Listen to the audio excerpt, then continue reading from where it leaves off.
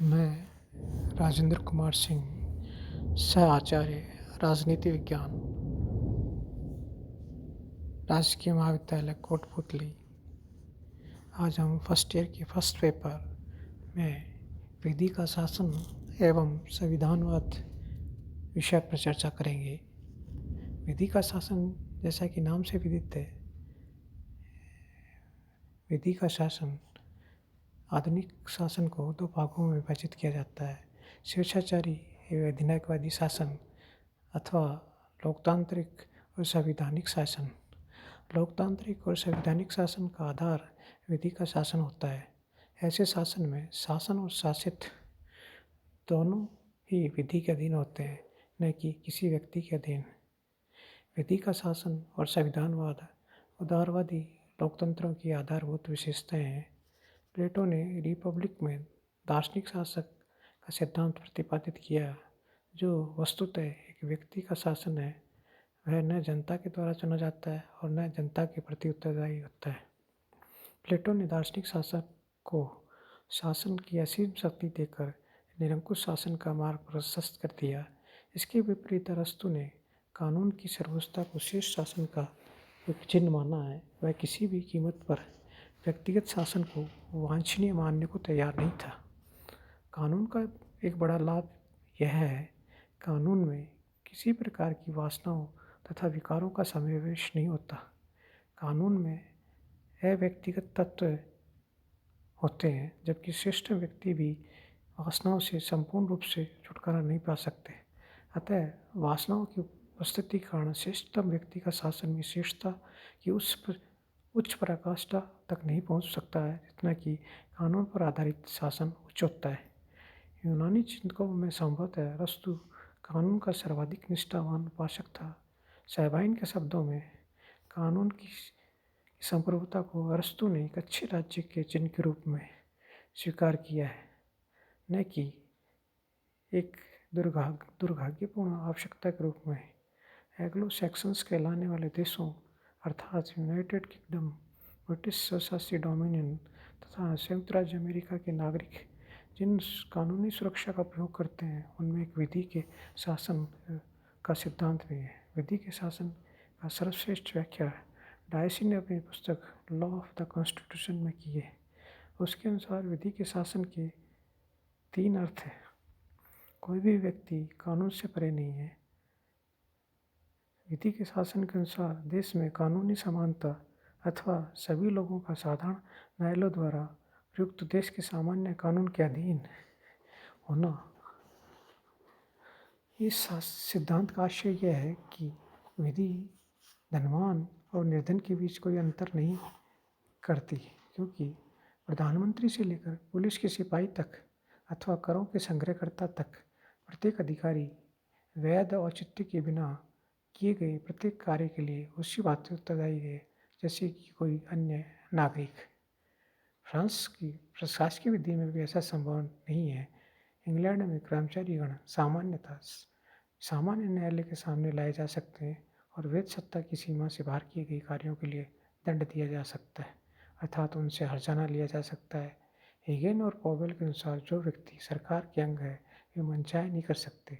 उन्हें संसद द्वारा बनाए गए नीति नियमों के अनुसार ही अपनी शक्ति का उपयोग करने की स्वतंत्रता है। नंबर 2, बिना अपराध के दंडित नहीं किया जाना। विधि के अनुसार व्यक्ति को कानून के उल्लंघन के लिए दंड दिया जा सकता है, अन्य किसी बात के लिए नहीं। इसका अर्थ यह नहीं कि किसी व्यक्ति को तब तक दंड नहीं दिया जा सकता और न ही उसके शरीर या संपत्ति को किसी भी प्रकार की क्षति पहुंचाई जा सकती है, जब तक कि उसने कानून का उल्लंघन न किया हो या किसी साधारण न्यायालय द्वारा साधारण ढंग से साबित न किया गया हो। संविधान के अगले बिंदु पर हम आते हैं। संविधान के सामान्य सिद्धांत न्यायिक निर्णयों के परिणाम हैं।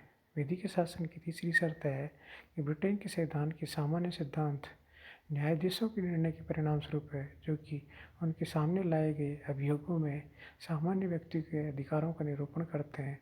दूसरे शब्दों में, संविधान की व्याख्या अथवा किसी भी कानून मुद्दे पर न्यायाधीशों का निर्णय अंतिम और सर्वमान्य होगा। पहला अर्थ यह है। देश में पूर्ण कानूनी समानता स्थापित करता है। सभी नागरिक, चाहे वे साधारण व्यक्ति हो चाहे सरकारी कर्मचारी, देश की साधारण विधि के अधीन है। उन पर लगाए गए आरोपों की सुनवाई साधारण न्यायालयों द्वारा होगी। दूसरे का अर्थ है नागरिकों की व्यक्तिगत स्वतंत्रताओं की रक्षा करती है, कार्यपालिका को स्वेच्छाचारी बनने से रोकती है। तीसरा का अर्थ है इस बात की ओर संकेत करता है कि भारत अमेरिका के विपरीत ब्रिटेन में संविधान नागरिकों के मूल अधिकारों की लिखित गारंटी नहीं देता है, फिर भी इंग्लैंड में नागरिकों को अधिकतम स्वतंत्रता प्राप्त है। इसका श्रेय उस देश के न्यायिक निर्णयों को जाता है। न्यायालय के महत्वपूर्ण निर्णय संविधान के अंग बन जाते हैं। इस प्रकार संविधान नागरिकों के अधिकारों का स्रोत न होकर परिणाम है। अब हम चर्चा करेंगे विधि के शासन की सीमाएं क्या क्या होती है। इंग्लैंड के संविधान और शासन के अंतर्गत सिद्धांत और व्यवहार में भारी अंतर पाया जाता है और विधि के शासन पर यह बात लागू होती है कि सैद्धांतिक दृष्टि से विधि के शासन के अनुसार इंग्लैंड का प्रत्येक नागरिक कानून की दृष्टि से समान है। राजा से लेकर निर्धन व्यक्ति तक सभी विधि के नियंत्रण में है और सभी के लिए एक ही प्रकार के कानून, एक ही प्रकार के न्यायालय है, किंतु आचरण की दृष्टि से सभी बातें निर्मूल है। एक ऐसी बातें भी है जो विधि के शासन से मेल नहीं खाती, उनके आधार पर हमें डायसी के इस विचार से सहमत नहीं हो सकते। इंग्लैंड में विधि का शासन सर्वोच्च है। विधि के शासन के अपवाद निम्नलिखित है।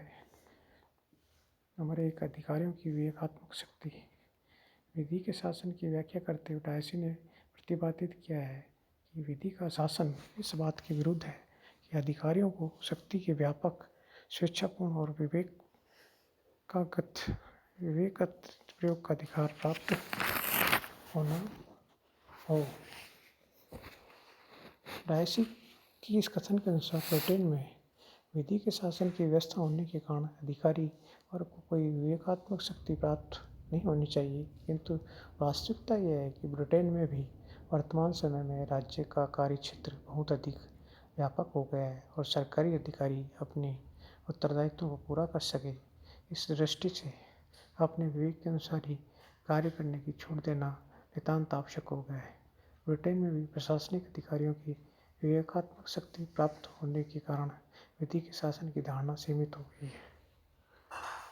लोक सेवा। नंबर 2, लोक सेवा अधिकारियों के संबंध में विशेष स्थिति।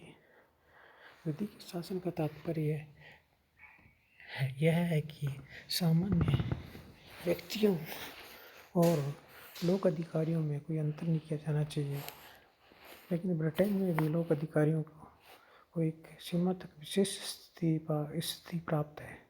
इंग्लैंड में 1893 में लोक अधिकारी संरक्षण अधिनियम पारित किया गया, जिसके अनुसार किसी सरकारी कर्मचारी के विरुद्ध कोई भी कार्रवाई उसके द्वारा किए गए अपराध के 6 मास की अवधि के अंदर ही की जानी चाहिए अथवा वह काल तिरोहित हो जाती है। साथ ही यदि सरकारी कर्मचारी पर चलाया गया अभियोग सत्य सिद्ध न हो तो अभियोग चलाने वाले व्यक्ति को उसका खर्चा देना होता है। ऐसी दशा में कोई भी व्यक्ति सरकारी कर्मचारी के विरुद्ध अभियोग चलाने का साहस नहीं करता। सरकारी अधिकारियों को कुछ सीमा तक प्राप्त इस विशेष स्थिति के कारण विधि के शासन की धारणा सीमित हो गई है। नंबर 3, प्रदत्त व्यवस्थापन।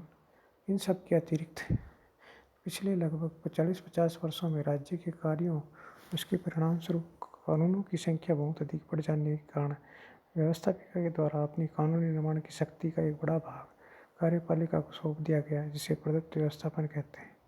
यह प्रदत्त व्यवस्थापन भी विधि के शासन को सीमित ही कर सकती है, क्योंकि डायसी द्वारा प्रतिपादित विधि के शासन का अर्थ यह है कि प्रशासन का प्रत्येक कार्य या तो सामान्य कानून अथवा संसदीय कानून द्वारा अधिकृत हो, किंतु प्रदत्त व्यवस्थापन की उक्त व्यवस्था के अंतर्गत प्रशासन द्वारा निर्मित नियमों के अनुसार ही कार्य करता है। वर्तमान समय में प्रदत्त व्यवस्थापन की उपयोगिता सभी पक्षों के द्वारा स्वीकार कर ली गई है और प्रदत्त व्यवस्थापन की व्यवस्था से विधि के शासन का निश्चित रूप से बहुत आघात पहुँचा है।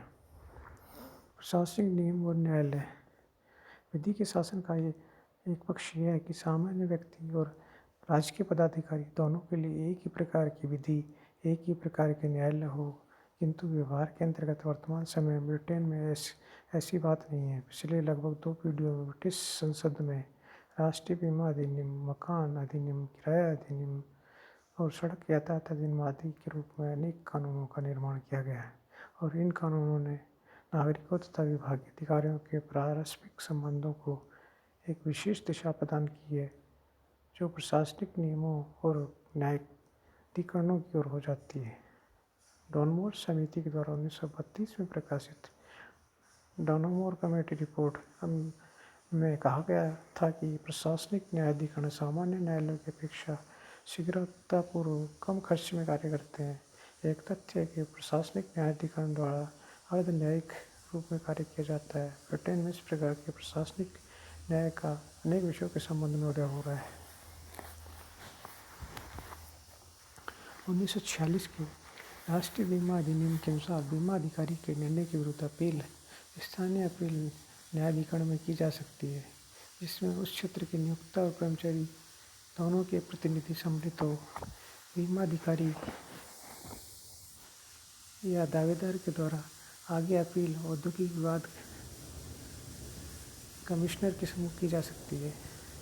राष्ट्रीय स्वास्थ्य सेवा के अंतर्गत ऐसे न्यायाधिकरणों की स्थापना की गई है, जिसके द्वारा इस बात का निर्णय किया जाता है कि एक विशेष क्षेत्र में कोई चिकित्सक चिकित्सा संबंधी कार्य कर सकता है अथवा नहीं।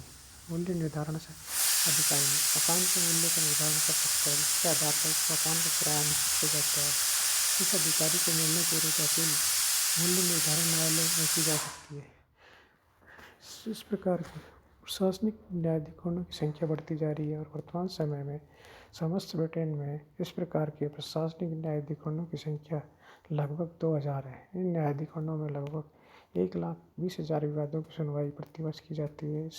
इन प्रशासनिक न्यायाधिकरणों के सदस्यों की नियुक्ति सामान्यतः संबंधित विभाग के मंत्री द्वारा की जाती है, लेकिन कुछ महत्वपूर्ण न्यायाधिकरणों के सदस्यों की नियुक्ति सम्राट और लॉर्ड चांसलर के द्वारा की जाती है। इस प्रकार के समस्त प्रशासनिक न्यायाधिकरणों के ऊपर न्यायाधिकरणों की परिषद की स्थापना की गई है। इस परिषद में 15 सदस्य होते हैं, जिसकी नियुक्ति लॉर्ड चांसलर के द्वारा की जाती है।